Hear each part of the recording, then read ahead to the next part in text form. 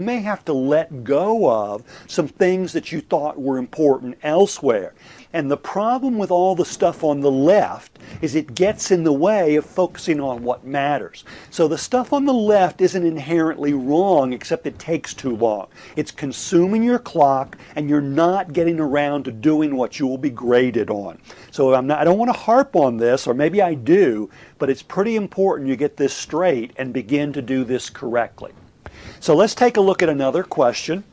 We're going to make sure we do that in each of the videos. You already know the issue. What are the minutes? Typically, they will tell you up front how many parts and how many minutes in total. It's 11 minutes. Then you want to find the question. That means you've got to advance through the material, and you see two parts. In part A, we want to assume in case Cassidy wants to retain all upside potential if his forecast is correct. So what the heck is his forecast? How are you going to answer the question if you don't know what the facts are? What does Cassidy think? He wants to retain upside. Upside on what? We need the case facts. Recommend what he would do and explain how it would work using only put options or only call options. Now I'll give you another hint. There's another part of the question. But until you see intervening additional information, it's helpful to know what the other questions are going to be asking about. Assuming he wants to eliminate any initial cost and become highly confident in his forecast, don't continue. Because now we're making new assumptions. Those assumptions do not apply to Part A. So you read anything up till you start seeing new information, and then you stop. We're going to focus only on Part A, and once we solve Part A, then come back and work on Part B.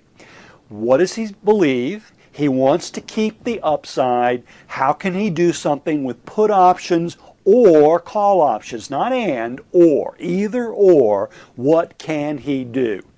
Now you're prepared, that you've actively read the question, you're ready to read the case facts. So we have John Cassidy as a CFA manager, bond portfolios, U.S. based. He manages duration in anticipation of interest rate changes. Interest rates may increase. All right, there's his view. His view is that interest rates are going to go up. He wants to retain upside in his bond portfolio if rates go up.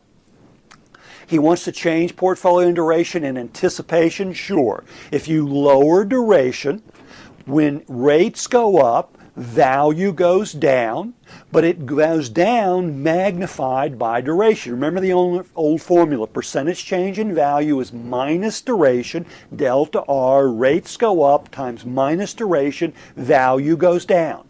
With a lower duration number, value would go down less. I was taught at level 1. Here it is, the heart of things you will be working on in level 3 as a portfolio manager. Now, what does he have available? Some derivative instruments. He has available calls and puts on bond prices. That's one category of derivatives. He has calls and puts on interest rates. You've studied all these at previous levels. And he has futures contracts on treasury bonds. He wants to minimize the number of transactions. Don't do a lot of transactions when you can use a smaller number. And he doesn't want to have to do subsequent rebalancing. The view is that rates will go up. You have available calls and puts on bond prices. I want put options on bond prices. If rates go up, prices go down, those puts will become more valuable. That will provide some buffering. Second, I have call options on interest rates. A call option on interest rates, when interest rates go up, you receive the difference as the rate goes above the strike rate. Material that was taught at level 1, level 2, and will be extensively reviewed at level 3. Now apply it to a portfolio management situation and directly answer the question. The question, remember, said to use either calls or puts. So we've identified what we need to do. We've checked the case facts. We've selected the relevant body of knowledge that applies to this question. Now you've got to go collect your point value. Read the question, read the case facts, reread the question. Think about the case facts. What were you taught? How does it intersect? And what would be an appropriate answer to give? Then write it down. The writing process really shouldn't take 50% of the allotted time. Now, as a hint, on exam day, this needs to have become automatic. But to get there, you should always, after you've done a question, stop and review what you've done. Relook at the question, relook at the case facts, and ask you, have you actually answered the question? Did you use the most prominently taught material to do it? Or have you wandered off on a tangent you thought was interesting and didn't display a mastery of the body of knowledge? That's all it takes to pass this exam. It's not a tough test. So how about this as an answer? You know, it's a nice beginning. You can purchase options, would give asymmetric risk modification. He can retain all the upside without downside. He expects interest rates to increase. He must reduce duration. That's all true. By the way, it doesn't answer the question. What kind of options? Because we've got options on prices, we've got options on interest rates. This is a nice generic statement. It doesn't answer the question. It gets 0 credit. Then you jump in and start saying exactly what you're going to do.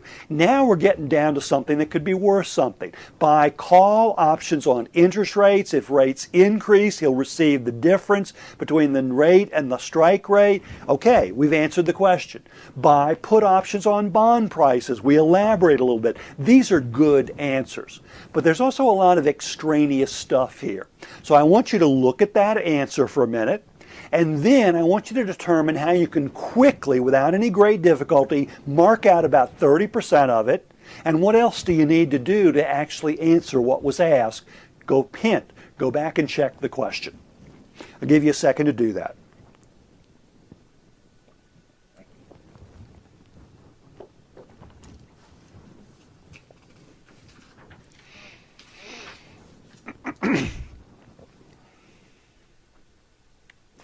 That first paragraph, it's nice, but it's not actually answering anything. It's a nice general display of knowledge. You don't get any credit for that. You have to take the knowledge and hone it in and say things that are directly relevant. And many of you I know are in the habit of, you just want to show them all this stuff.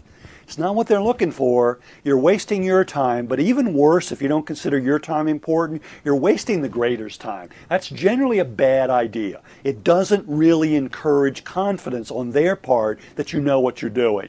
And by the way, how many people picked up that the candidate gave the answer backwards? Part double I ask about interest rates and calls.